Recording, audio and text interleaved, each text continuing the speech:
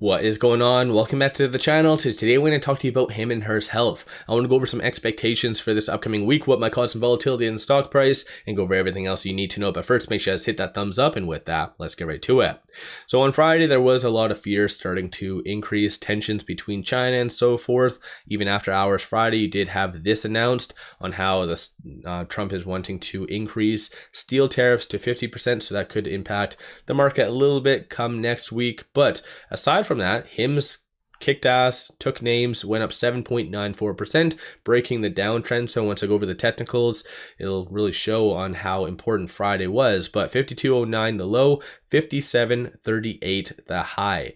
And you didn't really have any news associated to HIMS from Friday, so it was just optimism. A lot of big money truly buying into HIMS. Even after hours Friday, there was a lot of abnormal transactions. You can kind of see right here the stint based on the timestamp. It is fair to assume it was all the same entity. So 1.8 million, 2.2, 6.7 million. So 120,000 shares. 2.02, 1.6, 1.01, 2.2. So big money definitely was getting in. And even aside from that, throughout the trading day, a lot of big transactions, 1.1 million that did occur there. So ultimately, we're settling, I think, around the 500 transactions above $100,000. So algorithmic trading wasn't really affecting HIMS. It was legitimately institutions buying, which in general is pretty optimistic. But looking at some of the data points for this upcoming week, you have a lot of labor data, and that's more so in the mid kind of later part of the week. But on Monday, you have manufacturing. Key level to watch for is going to be 50. Current forecast is 49. Anything above 50 shows more of an expansion. Anything below 50 shows more of a contraction. So that's going to be something to really keep in mind. There's a couple of Fed speakers as well throughout the week, dependent on what they bring up, monetary policy, labor, whatever else that could move the market. I don't really see them talking all too much on labor, only because a lot of the data is going to be coming out later in the week. So it doesn't really make sense for them to kind of talk about that. But JOLT numbers on Tuesday. You also have ADP employment on Wednesday. Same old stuff on the Thursday as per usual. So initial jobless claims. We also do have exports and imports. That might be a little bit of a touchy subject for Trump, given the circumstances of what he's trying to accomplish. And then on Friday, non-farm payroll and unemployment. So ultimately, a lot of big data that could move the market. There wasn't really anything coming out from HIMS. Like I mentioned on Friday, there was a Form 4 that did come out after hours at 4:28, and that did signal this right here. So the CFO, this individual did sell some stock. So he did the right to buy through his options. So he bought some roughly 6,000 shares at 501, and then he did sell it at 52.97.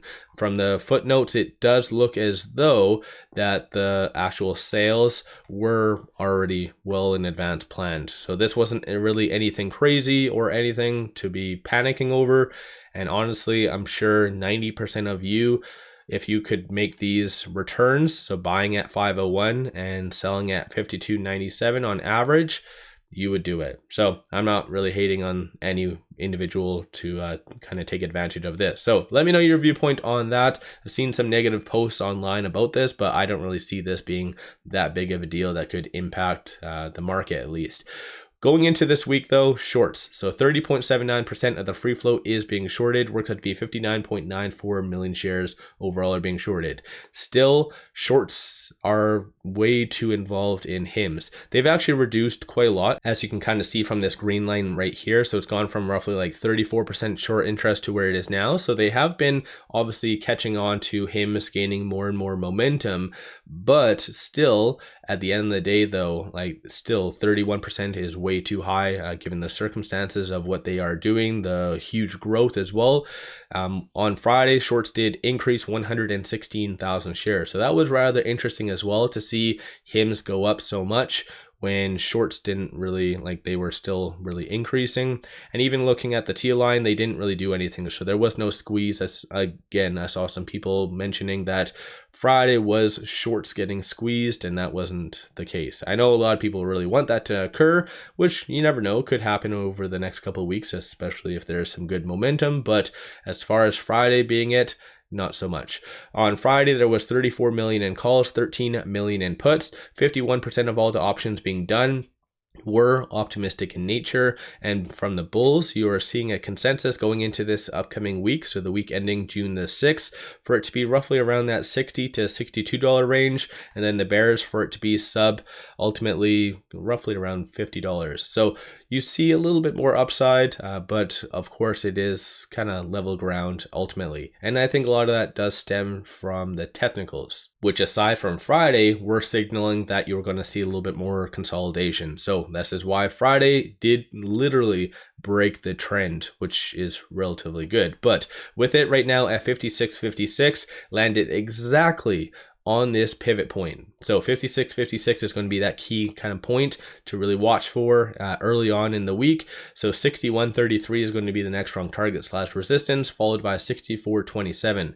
And then flip side, if you're believing that there's going to be some consolidation, 51.80 and then 48.86 is going to be the next strong target / resistance points.